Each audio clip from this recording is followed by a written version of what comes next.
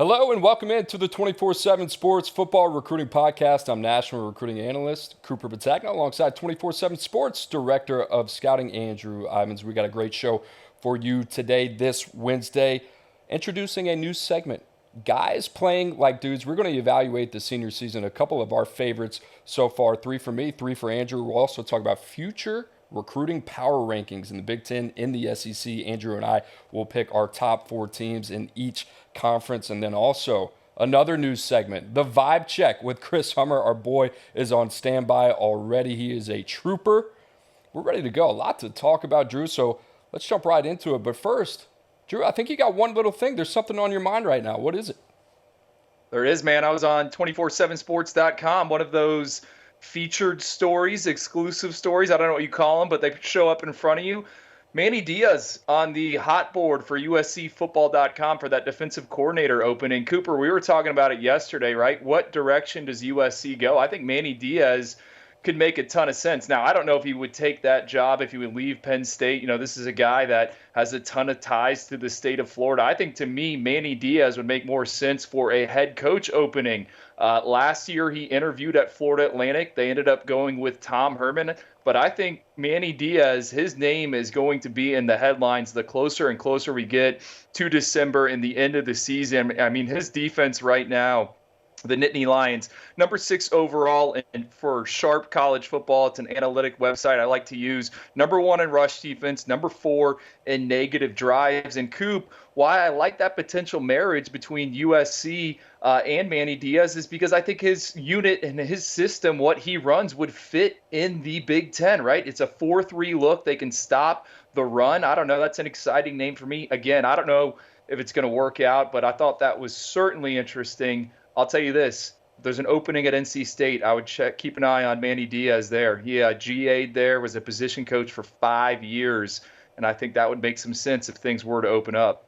Drew, the other part of this we talked about yesterday on the show. We talked about the overhaul that needs to happen on the defensive side of the football for USC. It's not just a roster construction, I think, issue in Los Angeles, but it's also player development as well. I think Manny Diaz has that reputation. What do you think about Manny Diaz, the recruiter, and what that potential fit would look like under Lincoln Riley at USC?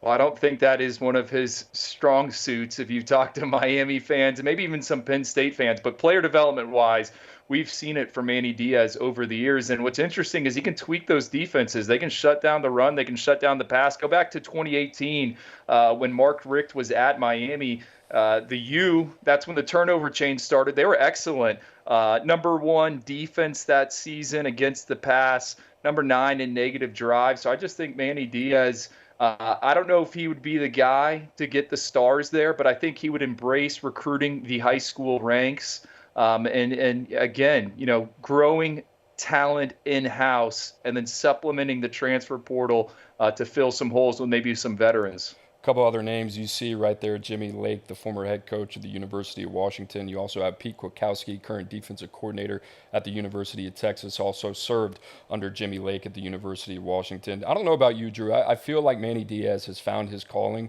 as a defensive coordinator, and he's found a nice spot where he is appreciated up there in Happy Valley under James Franklin. I think they're doing a beautiful job in terms of talent acquisition, building that roster defensively. We'll see what happens. USC needs to get this roster right. Guys, you are watching the 24/7 Sports Football Recruiting Podcast with the Director of Scouting, Andrew Ivins, and myself, Cooper Petagna, every Tuesday and Wednesday at 5 o'clock Eastern Time. And we appreciate you joining us today. Make sure to smash that subscribe button and that like button as well. All right, Drew, new segment, Guys Playing Like Dudes. I like this one, and 3 for 3. Like I said, I'll pick 3, you'll pick 3. We're going to start with you. Who you got first? Terrell Anderson, wide receiver out of North Carolina. This is a kid that's committed to NC State and the Wolfpack. Georgia trending on the crystal ball. It seems like they have pivoted to him, and it's easy to see why. I mean, this is a kid who is having a monster senior season there for Grimsley, which is 11-0 and averaging over 50 points a game. Terrell, 49 catches, 861 yards, 11 touchdowns. Cooper, to me, I think he's one of those guys where you forget about maybe the lack of a top end gear. He can go get the football on the outside. He's super competitive after the catch. You see the catch radius right there. I mean, he goes and gets the football. I've long been a fan of him. I loved the junior tape. I like the senior tape even more. Long stride. I think he's a guy that can win on the outside in the SEC, ACC, Big Ten, wherever you put him. So to me, this is a guy I feel really good about, and I'm glad we moved him into the top 247 before Georgia came calling, right? Really nice find by Dave Doran, NC State, and the Wolfpack. They have the number 31 ranked recruiting class according to the 24/7 Sports composite team rankings. Drew, I think a lot of people thought, how is Georgia going to respond losing Carr, another top 247 receiver, earlier in the year to Miami? That was a big loss. They got Nitro Tuggle in there as well, super talented out of the state of Indiana. If they can get Terrell Anderson, that would be a huge get for Brian McClendon. So Terrell Anderson having a huge senior season. Drew, for me, I'm going to go to a guy in the state of Florida that is safety Xavier Mincy out of Mainland, teammate of five-star LJ McCray. And Drew, we got him listed as a safety. He's played a lot of corner this year. This guy's 6'2", 3/4, 177 pounds, 6'7" wingspan at that size. Pretty impressive. Also popped off a 4.56, a excellent track and field background in the high jump, the long jump, and the triple jump as well. I think he can play man. I think he can play zone. He's got excellent key and diagnose ability. He is a very heady defender. You see here also not afraid to stick his head in there and run support. Drew, I like this kid, and part of the reason I like the kid, I love the length, I love the physical traits, but I love the position versatility as well. You know a thing or two about this guy. I think the other thing when you turn on the tape, the football temperament. Right now, Florida, Billy Napier, they lead. They have 100% of the crystal balls. They have the number 3 ranked class in the country. Drew, this would kind of be the cherry on top for me. They've done an extremely good job, not only on the defensive line, but in the secondary with Corey Raymond. I know Miami's after this guy. He's going to have a lot of attention here down the stretch as we inch forward to signing day. What do you like about Xavier Mincy, Drew? Well, Daytona Beach, the dirt, man. Home of Vince Carter. And Zay Mincy's going to announce at the All-American Bowl. I think you should point that out, Cooper. You know, Miami, Florida. When we talk about Mainland, it's been LJ McCray, but Zay Mincy is also a blue chipper there. I'm coming around. You said we have him listed as a safety. I'm starting to buy in using him as a field or even a boundary corner. Get that length on the outside. Who cares what happens in the back third? Because I think from first 10 to 15 yards, he can cover it up. You mentioned the track and field data. I mean, he's a guy that plays above the shoulder pads. I was there, 2 months ago for a game to see LJ McCray. Zay Mincy, I mean, it seems like he jumped up into the stratosphere to go knock down a football as he came across the field. So I'm a big fan as well. We're going to see him again in San Antonio at the All-American Bowl, and I'm interested to see how he hangs up, against these quicker wide receivers that are on the roster. Drew, quick geography check for us. Where is that in your backyard, by the way? Mainland? Yeah, that is a 3-hour drive, but I don't mind it because there's a Buc-ee's there, right? Got to load up on the seasonings for the smoker. It's a favorite trip of mine. Shout out Buc-ee's. If you haven't been to a Buc-ee's, fantastic experience. Open 24 hours. Love Buc-ee's. Maybe we get them to sponsor the show. Big Buc-ee's guys over here. Drew, we are quickly becoming, we're Blake Baker, defense coordinator at Mizzou, friend of the pod. We like what they're doing. Eli Drinkowitz, we've been talking about him a little bit more, but you got some love here for a Mizzou commit out of the state of Florida. Yeah, Elias Williams. What's crazy about him, man, is I remember back in January, he was visiting like UCF and USF. Elias Williams just took an official visit to Alabama. You have Tennessee sniffing around on him. And then you turn on this senior tape, and it's easy to see why. This is a kid that has the ideal frame. He's got big measurements, a 6'9" wingspan, 10-inch hands. And then that first step is super impressive. He is strong at the point of attack. I think if we're talking about SEC defenses, this is a guy that can be a 4-eye in an odd man front. We moved him up in the rankings last go around. I think there's a chance he could potentially earn a 4th star in advance of the early signing period because he's been that good as a senior at Hudson High School. Cooper, don't ask me where that is. I've never been there in Florida. I just know it's on the West Coast. So, no, Elias Williams, I wrote him up this morning. Reminds me a little of Darrell Jackson, the former Maryland defensive lineman who went to Miami, ended up at where is he? Florida State now, not playing, and didn't get the waiver from the NCAA. But guy that's put on 25 plus pounds. You dig into his profile a little bit more. State qualifier in the discus. Watch the basketball tape. He's dunking on people. Elias Williams, I think he's a little hidden gem in the Sunshine State. Mizzou's fascinating to me because it's a combination of what they're doing right now in IL. Williams Winery kind of comes to mind, right? They were in the thick of things with Ryan Wingo. We know about Luther Burden as well. But Drew, they still have to play this game, right? Talent identification and evaluation at the forefront of everything that they're doing. A couple years ago, Mekhi Wingo was one of those guys that they ID'd. He ends up transferring to LSU, one of the best players on LSU's defensive front. If they can keep Elias Williams in the boat, Drew, you mentioned Alabama, Tennessee starting to sniff around a little bit. Those big bodies are hard to come by. Eli Drinkwitz obviously making them a considerable premium for his program. Drew, I'm going to go quarterback position, a guy that we really like. That's Ethan Grunkemeyer out of Ohio, Olentangy. And this is a guy who's taken a big step forward from his junior season. And you look at Olentangy, team statistic here, 4-7 last year. You want to know what they look like right now? 11-1. Ethan Grunkemeyer, you got to give a lot of credit to Mike Yursich, the offensive coordinator at Penn State. We talked about Manny Diaz and how good of a job he's done under James Franklin. But how about Mike Yursich, Drew? It seems like the second straight cycle, they have gone out and early ID'd and been a little bit ahead of the curve on everybody else outside of Tulane when it comes to Jackson Smolik, who they took in 2023. But Ethan Grunkemeyer is a guy who's continued to climb the ladder. He finished number 7 for us in the Elite 11 finals rankings that we had after seeing him out there in California. And Drew, he's had an exceptional year, over 3,200 yards passing, 68% completion rate, 274 yards per game. That's up by 50 yards from last year, 37 touchdowns, 8 INTs. He had 25 touchdowns last year and 8 INTs. So everything is up right now.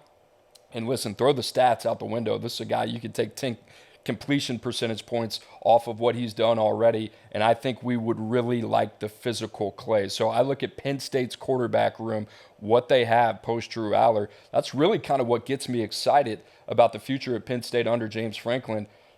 Drew, I don't think they're going anywhere, right? And this is going to tie into our conversation here in a few minutes about the Big Ten, but I love this pickup for Penn State. He's got one of the more impressive spray charts, I think, in the 2024 cycle. And if you actually go to his highlights from this senior season, it's like 60 throws. I mean, it's like literally every completion he's got this season. And we've talked so much about him. I thought you had already highlighted him as one of your favorite guys as a scouting crush, but maybe not. Maybe it was me talking about him on CBS Sports HQ. Hey, look, Penn State is turning into a program when they put out that quarterback offer. You got to all right, I want to see what this kid's about, because you're right. They are finding and identifying these guys. And you know what's also impressive about Penn State is they're not afraid to move on from someone that, maybe isn't panning out like they thought they would. There's a quarterback in the DMV that Penn State was in on very early in the process who hasn't had the best of senior seasons. And I think if you put Grunkmeyer next to him, it's clear which one has the higher ceiling. So I echo your statement for James Franklin and his staff. They're doing a great job at that position. Hey, so nice. I liked him twice, right? Little shout out, little love for Ethan Grunkemeyer. All right, Drew, Kentucky commit, former Michigan commit. This guy's been playing with his hair on fire all season. Who you got?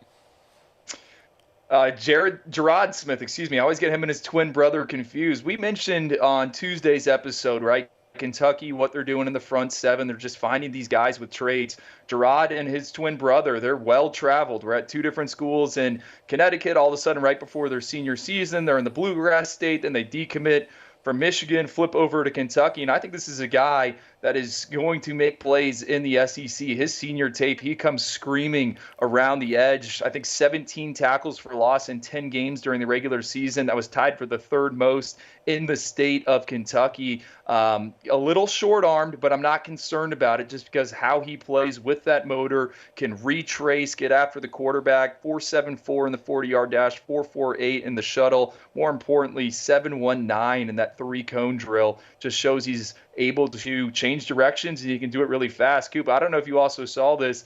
Him and his twin brother got an NIL deal over the weekend or a few days ago from a car dealership, leased cars. Man, 2023, wild time to be alive. It's a great time to be alive if you're the Smith brothers, man, cashing in early in Kentucky. Drew, this guy, we talked about Reuben Bain, we talked about Peter Woods, and we talked about what has allowed them to really thrive early in their college careers as freshmen. at the next level. And we talked about the motor, we talked about the get off, and we talked about the ability, speed to power, and playing with heavy hands. I think Gerard Smith has all three of those traits. So if you're looking for a guy right now to buy stock in at the next level that's going to play early, we're going to have Chris Hummer on a little later in the show. This is a guy who usually highlights, who are the freshmen to look out for. I would say Gerard Smith is one of those guys. His brother's not too bad either. Drew, I'm going to stick on the front seven and in the defensive line. I'm going to go with Clemson commit Darian Mayo out of Good Counsel in Maryland. How about this, Drew? 6'8" and a quarter, 250 pounds. He's got a 6'10" plus wingspan, 36 plus inch arms. And this is a guy that just continues to kind of grow into his own. We put him in the top 247 last update in October. You see him standing up, playing in a 2-point stance. He's going to play in a 4-down front at Clemson, going to be more of a traditional 5 technique. Drew, this is one of those developmental takes, I think, under Nick Eason that you can see it coming. It might take 2 or 3 years for the light to come on, but in terms of the physical clay, it's really hard to find that type of length, that type of body coordination, the way that he can bend the edge. He needs to play a little bit more physical, but I love what I've seen from Darian Mayo. This is one of my favorite guys really in the cycle. I kind of have him asterisk, Drew. That's one of these guys I want to study over the next 3 to 4 years and kind of see how he pans out. I believe we're getting him in the Under Armour game. I think that's going to be a key evaluation. Now, I saw him at that camp in Baltimore. I thought it was like an NBA player, right? I always say this, 6'6", people think is tall, but like 6'8", you are noticeably stand above others. And I was kind of blown away. Hey, I like Clemson's recruiting class in general, right? They're taking a lot of flack from all different directions about the transfer portal, but you brought up Darian Mayo, went into that commit list. They have a lot of their guys in that class that are having really good senior seasons. Christian Bentoncourt, the tight end out of Illinois, just set a bunch of records. He's etched in the IHSAA record book. Tavoy Fagan, 7 interceptions this season. Ashton Hampton, he's got 3 interceptions, over 700 yards receiving. And Clemson's going to need these guys to play, right? We'll see if they get into the transfer portal. But I do think there's some guys in Clemson's class that might be ready to go day one, and that is big for the Tigers because we've seen it this year in 2023. I mean, some of the less heralded recruits have been thrust into action, and I do think Clemson still does an excellent job of finding program fits. Yeah, interesting month ahead for Clemson. We'll see what happens. The transfer portal Palooza that you can find on 247sports.com. That opens on December 4th, just right around the corner. Drew, the next topic I'm fired up about because it usually gets everybody's panties in a wad a little bit when we're talking about, hey, who are the best recruiting programs over the next 4 to 5 years? What's the criteria for that? Well, your brand recognition, who's your current head coach, circumstantial as well, what's happening within that program, the win-loss, everything goes into that. So, Drew, I don't even know. It's not a Power 5 anymore, right? I guess it's a Power 4. Pac-12's out of there. So we are going to start with the Big Ten in the SEC. The way this will go, I will, almost like the CFP committee last night on Tuesday, I will pick my 4 programs at top of the Big Ten. Drew will have his, and then we'll kind of talk about the first team that we had out. And Drew, for me, there it is. Ohio State at the top of the future Big Ten recruiting power rankings, whatever you want to call them. Oregon at number 2. That might be a shock to some. USC at number 3, and Penn State at number 4. Drew, the first one out for me was Michigan. I think 4 right there between Penn State and Michigan. I think you could go either way. But at the top, Drew, Ohio State, that one seemed relatively easy for me. Drew, I don't think Ohio State's going anywhere. I think Ryan Day, Mark Pantoni, the associate AD, friend of the pod, had him on the show. They do a great job. They continue to evolve. I talked about this with Bud Elliott on the Cover 3 podcast. They were a team that I think was a little bit slower to pivot in the NIL era, but I think they've done a good job. We'll see what happens with Jeremiah Smith. That is obviously the biggest priority for Ohio State to keep him in the class. But the Justin Scott recruitment was a little bit of an eye-opener for me for Ohio State in a good way, kind of shows me where they're going. Oregon, right here, I think this is probably where you're going to get the biggest pushback, but I love what Dan Lanning has done on the recruiting trail. I love the way that he has addressed both sides of the line of scrimmage. I think, Drew, they're in the mix for arguably the best defensive line haul in the country. I think they've done a really good job building organically through high school, supplementing it through the transfer portal. I think this is going to be one of the most dangerous teams in the country over the next 3 to 4 years. And with USC, I wouldn't even call USC down right now, but vulnerable, right? Going through a coordinator change. I think Dan Lanning is very well positioned to take advantage of that. Now you have Oregon heading into the Big Ten. I think the other thing is the timeliness of this, right? We talked a little bit about NIL, its place in Oregon's program. Phil Knight is so invested in that program, and they might only have one big donor, but they got the right one, right, with the head of Nike and Phil Knight. Drew, USC, to me, I don't think they're going anywhere, but I think they're in a little bit of, not turmoil, a little bit of flux, right? They got to get it right. And USC is also one of those programs very easily at any point can flip up the switch, and they can be right there with Ohio State. And then lastly, Penn State. Drew, I just love the way James Franklin recruits, especially on the offensive side of the ball, the defensive side of the line of scrimmage as well. They've done an exceptional job there. I'd like to see more at the skill position outside of the running back and tight end room. I think the receiver room's got to step up. And Drew, you talk about it all the time. I love what they're doing in that secondary. So Michigan wasn't far off from being my pick there at number 4, but I love the way that these 4 teams recruit, and really excited about Oregon, Ohio State not going anywhere, and I think Penn State just kind of knows who they are. So without further ado, that was my 4. I'll let you introduce your 4, and then we can kind of go back and forth on this. Well, I don't know if I got a first one out. I kind of scribbled some names here, so we'll see if the production has got it. No, our list is pretty similar. I got Ohio State at the top. They're followed by USC, Oregon, then Michigan. If my first one out would probably be Penn State. Also kind of tossed UCLA, Nebraska in there. Coop, I took maybe a little bit more of a different approach with this. I know you focused on what you're doing for me now. I'm thinking long term, right? All right, let's remove maybe, the immediate short future. What does it look like in the next 3 to 4 or 5 years down the line? I think for me, Ohio State, it's the brand name, right? They're getting guys drafted. You look at the state of Ohio averaging roughly 10 draft picks a year. Why is that important? Mark Pantoni came on our podcast back during the summer months and said, hey, Ohio State realized we got to pivot a little bit, right? Just with this current NIL landscape, we're going to still recruit nationally, but we realize we need guys in our backyard. And to me, the Buckeye State produces NFL talent. So I just think with the brand, the recognition, the fan base, Ohio State's clear-cut number 1.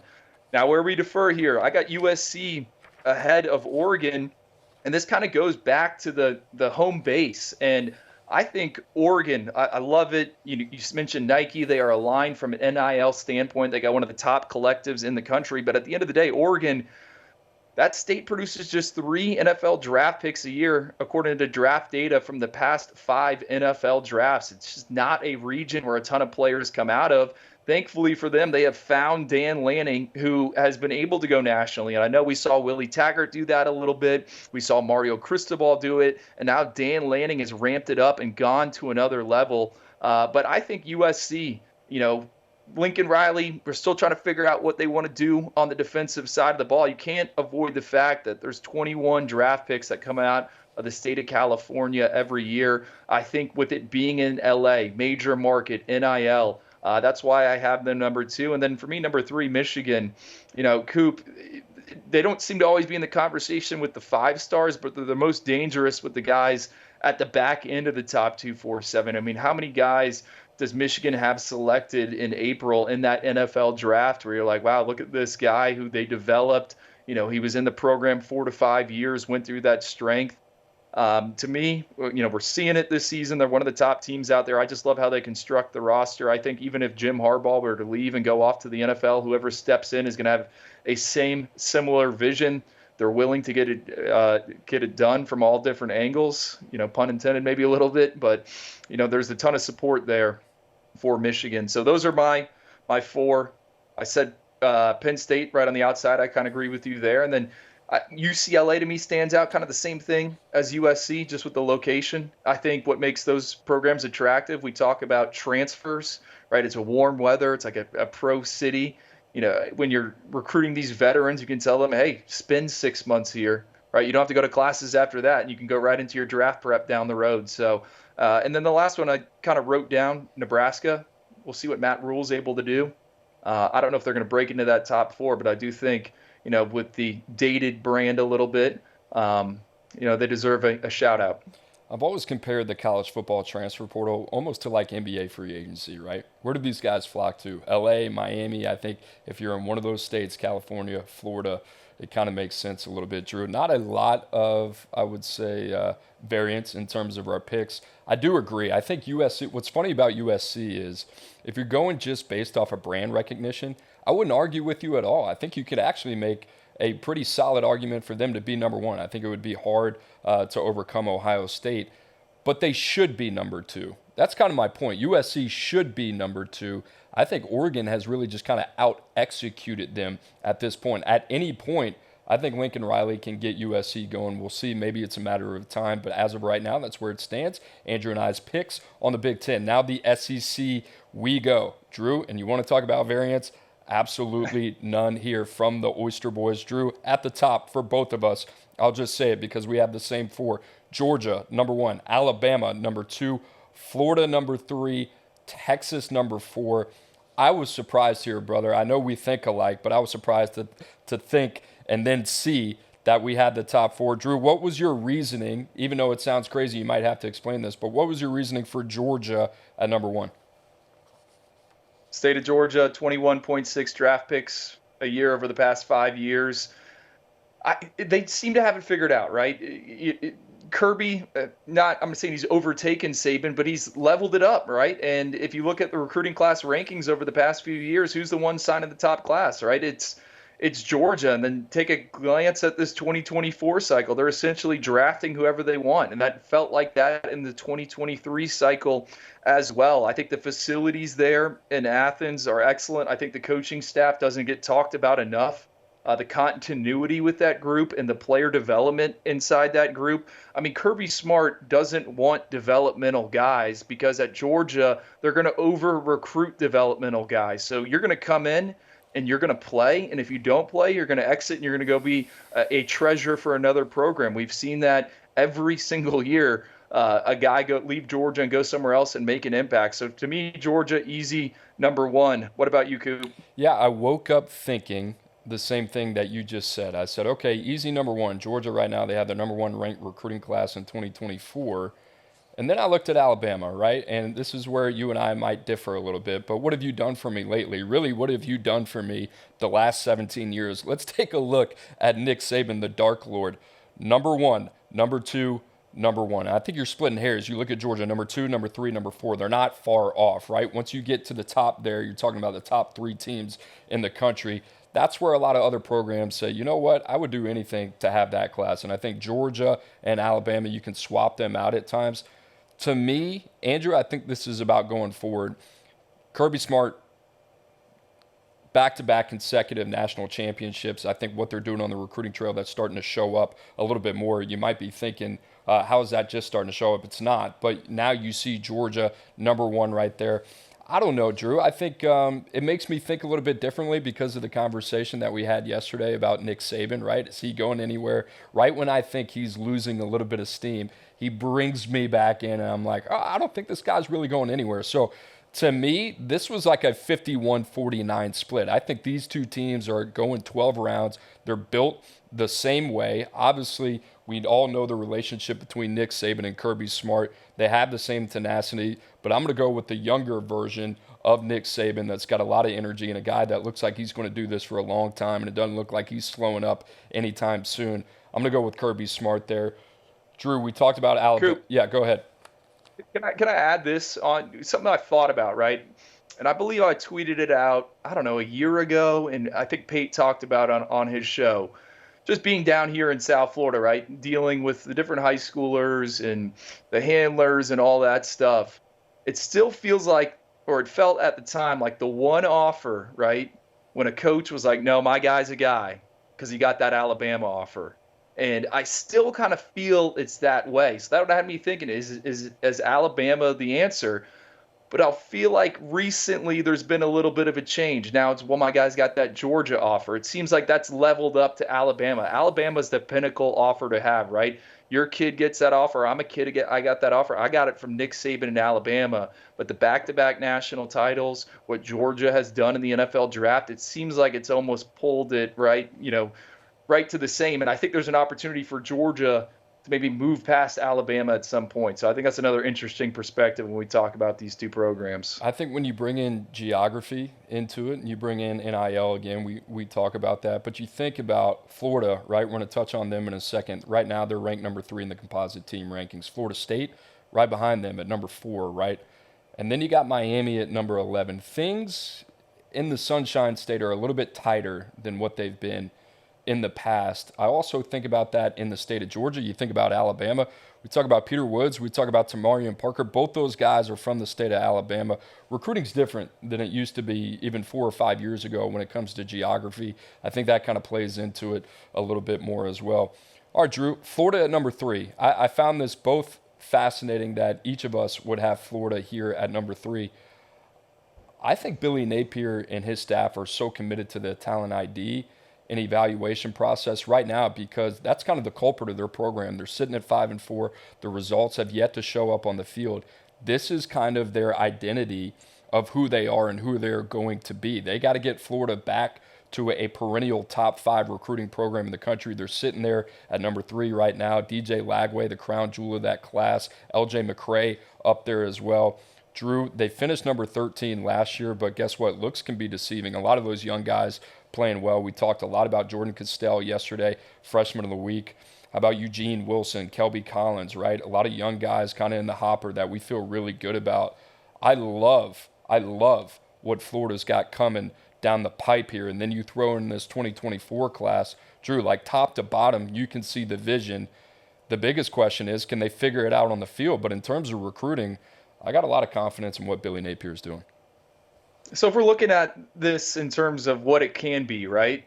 I think Florida's got to be on the list. Go back to what Urban Meyer was able to do when he was there, right? Florida sitting top 5 in the recruiting class rankings right now after not having an excellent season 1 for Billy Napier, and season 2 hasn't gone as good as some had hoped it would, and that class is still together. I mean, the state of Florida, and we've seen Billy Napier, and we've seen other people do it in the past. They can recruit nationally, right? They can go out to Texas. They've gone to California before. They can get up into Georgia, Alabama. Some of the top players that have worn a Florida uniform have come from there. But I think really why they just need to be there is just how much talent the Sunshine State produces every year. 30 draft picks per cycle on average over the past 5 years coming out of the Sunshine State. That's only behind Texas where it's 31. I just think regardless of whoever is running the show there in Gainesville, the opportunity and the runway is there. We know the NIL support's there. We saw what everyone, the numbers that were out there for Jaden Rashada. And you look at this recruiting class, the LJ McCray, that's a massive win. Some of these other defensive linemen, they got committed. So to me, I think Florida has to be in the top 4. Maybe it's a little surprising to some that it's behind Alabama and Georgia, maybe another program not there, but I think it's for a number of different reasons, and it starts with the geography and then the alignment from the fan base. Yeah, I'm glad you touched on the alignment. I think Florida is one of those teams. I talked about Ohio State really kind of being course correcting over the last year. I think Florida has done that well. They were in the headlines for all the wrong reasons when it came to NIL. Last year, it seems to be the opposite this year. Drew, how about number 4? Both of us have Texas, right? You want to talk about the odd man out. It could be an A&M. It could be Oklahoma. It could be LSU. Both of us riding with Texas here. 2 consecutive back-to-back top 5 classes over the last 2 years for Steve Sarkisian. Drew, I think that's been a huge, obviously it goes without saying, a huge part of kind of the resurgence here in year 3 for Steve Sarkisian in Texas, what they've been able to do in the recruiting trail. Think about guys like C.J. Baxter, bringing in guys like Xavier Worthy, Ryan Wingo, big win that they got over Missouri as well. I think the thing that they got to keep doing right now, because you think about Texas, number 13 currently as it stands, that top-end talent, you got to keep bringing it in. And I think about Texas and that defense, what they've done in the defensive line, but how about Anthony Hill? Been a complete game changer for them as well. Malik Muhammad, another guy. These freshmen are paying huge dividends for Texas early. I like Texas here. I was close with going with A&M. I thought Oklahoma was another team you could consider. They're recruiting really well under Brent Venables. But Texas, at the end of the day, we talk about alignment. We talk about being all in. I think the investment in this program starting next year, I think everybody already knows what they got coming ahead of them joining the SEC. But I think they just got a little bit of a taste of it now. Wait till they get there next year. And I think this is going to be a team that is going to be heavily involved for the discussion for top 5 recruiting classes year in and year out. I think for me, why I put them there is the Arch Manning recruitment. I think that says a lot when you take a step back and you think about it. I mean, Arch Manning didn't have ties to UT. They just did an excellent job of recruiting him, right? You remember the report that came out about that official visit and how much money it cost to host him and all those other recruits? I don't know. That's what pushed it over the edge. Obviously, like I said, the Lone Star State churns out more NFL guys a year than anywhere else. And we've seen Texas and Florida. You brought it up with C.J. Baxter. They've gotten some other guys. They've got into IMG Academy a little bit in the past. Coop, who are the other teams that you had here? Because you have not mentioned one, and I'm interested why you haven't. LSU. They were considered for me for that 4th spot. I also had Tennessee, and I think to your point, back 2 years ago, they signed the highest ranked recruiting class ever under Jimbo Fisher in that 2022 cycle. So who else were you considering for 4? The SEC is just absolutely brutal. And listen, we talk about like circumstantial. The only reason I took Texas A&M out of this is because of what we've seen on the field. It just seems like there has been a little bit of a cloud over the program for the last 2 years, and you wonder, okay, when is it time? When is it time for A&M and Jimbo Fisher to go their own direction? I think that time is soon. It might not be this year, but I think it could be over the next calendar year or so. LSU, to me, Drew, is a fascinating one. I think they've recruited the state of Louisiana well. I think Brian Kelly, I don't want to say has outperformed expectations, but he has been good. He has not been great, in my opinion, right? You look at that defense at LSU, you want to look at that game against Alabama this past week. They're coming up short defensive line recruiting. This is going to be their 3rd defensive line coach in 3 years. I understand that they can't control the situation with Jimmy Lindsey. I think linebacker recruiting leaves a lot to be desired, and they're not who they used to be. That's a place they call DBU. They're not even close, right? And I know we like some of the DBs they got coming. I like some of the young guys that they have. But I think they're going to have to really kind of restructure their whole entire defensive side of the football when it comes to coaching staff. Even if you keep Matt House there, you need a new defensive line coach, and I think they got to clean out the secondary there as well. So I think LSU leaves a little bit to be desired. I think they're doing well, but I also think LSU can be a perennial program. All these teams have top 5 potential. That's what makes this conference just crazy. And then you add Texas and Oklahoma to it as well. Brent Venables has done a tremendous job. So my first one out was actually OU. It wasn't Texas A&M. But if A&M, if they got the right guy in there, there's no disrespect to Jimbo Fisher. If they got the right guy in there, I think A&M can be an absolute problem because we've seen what they're capable of. So it just depends whether or not that's going to happen. And then Tennessee, they are very aligned from an off-the-field standpoint. I love Tennessee, but how crazy is it that Tennessee might be the 6th program that you talk about, right? And I still think that Tennessee is one of those teams that the more they play better on the field, the recruiting results match it. Like, I think Tennessee is a big up arrow of a program in terms of what we're talking about recruiting. I still think their best football is out ahead of them as well. So there you have it. Big Ten, SEC, a lot to talk about. One of our favorite subjects to talk about. Recruiting power rankings of the future. Also, a quick little promo here. Every Monday and Thursday, you can watch the College Football Recruiting Show with the great Emily Proud and Blair Angulo live every Monday and Thursday at 5 o'clock Eastern Time. They do an unbelievable job over there. And we're going to steal one of their guests from the College Football Recruiting Show because it is time for, guess what, new segment, The Vibe Check. Maybe presented by Buc-ee's. We don't know. We might have to make that call after the show. Chris Hummer, National College Football Reporter.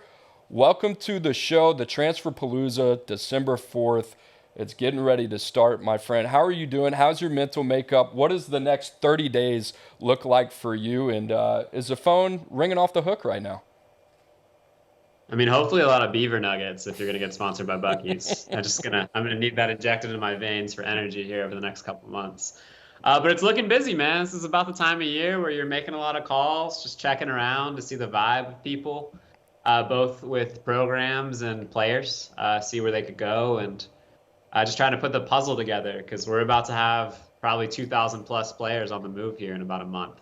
So it gets hectic pretty quick. It's pretty crazy to wrap your head around. I know we're a recruiting show, and if you're watching the show and you're wondering why we're talking about the transfer portal, well, that's one way to build a roster as well. Chris, I want to get started here with Boise State receiver Eric McAllister and kind of bring everybody into the light. This is a pretty interesting situation. Just want to get your thoughts on it.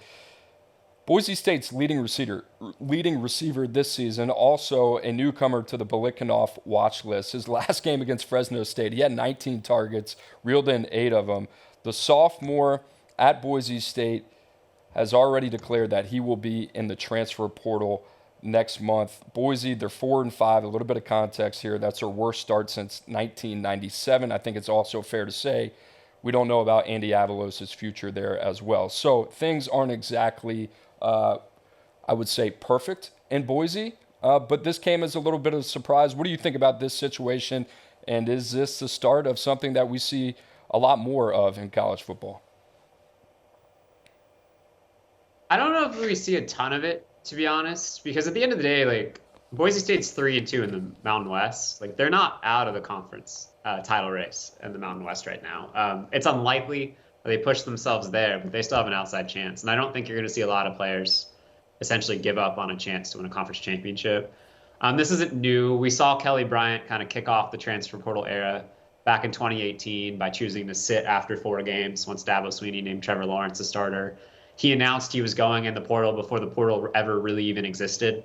He went in the portal officially a month later, and he was kind of the first guy to do this midseason red shirt. And we certainly see a little bit of it, but in this era where you can't enter the portal as an underclassman until the portal window opens in early December, there isn't generally a huge benefit for essentially shutting things down unless you're protecting yourself from injury. So I don't think we'll see a ton of Eric McAllister situations, but you have to admit it is a bit advantageous for Eric McAllister to essentially push himself to the front of the line in terms of wide receiver recruiting. But there are also ways to do that from a back channel perspective that don't result in you essentially stopping your season and giving up on your team. Chris, didn't Hank Bachmeier do this at Boise State as well? Didn't he do something similar? I thought where he announced. Maybe I'm wrong there. Here's my question when it comes to McAllister. Is there any disadvantage to him by doing this? I mean, couldn't Boise State, in theory, get their collectives in order and bring him back? I mean, it just seems like he's raising his price. I think the disadvantage is just how you're perceived. And if he wants to go to the NFL one day, I don't think scouts always look favorably on somebody stopping midseason. But there are certainly advantages, as I said before, about kind of getting out ahead of this and pushing your name out there. If you want to talk about schools he could potentially go to, I've heard he wants to be closer to home. He's in Azle, Texas. His hometown is Azle, Texas, which is like 30 minutes northwest of Fort Worth. So I think you're talking about teams like TCU, Texas Tech, Oklahoma, potentially as natural fits, but there are a ton of also just like needy wide receiver teams in the Power 5, and he has something at 6 foot. I believe he's 6'4", that a lot of guys at receiver won't have in the portal, and that's size. So while I don't necessarily think he'll be a fit at a place like Alabama or even at Georgia, I think there are a ton of teams that need somebody like him as a big X on the outside. And he's going to have a ton of interest. So he is definitely pushing himself up to the top of the list in terms of players that are top of mind for teams right now. Chris, the NC State situation with MJ Morris, if you're not familiar with that, sophomore quarterback takes over for Brennan Armstrong, plays 4 games, which I'll get to that in a second, goes 3-1. They beat Miami, they beat Clemson. I think NC State's, 6-3 now. Decides that he's going to redshirt for the rest of the season. Also saw a quote from his father that says, this doesn't necessarily mean that he's transferring, but I have a hard time believing that MJ Morris would redshirt, sit out the rest of the season. Dave Doran would be good for him going back to scout team quarterback after they're 3-1 over that stretch. And now he's not transferring. What's the latest you hear on MJ Morris?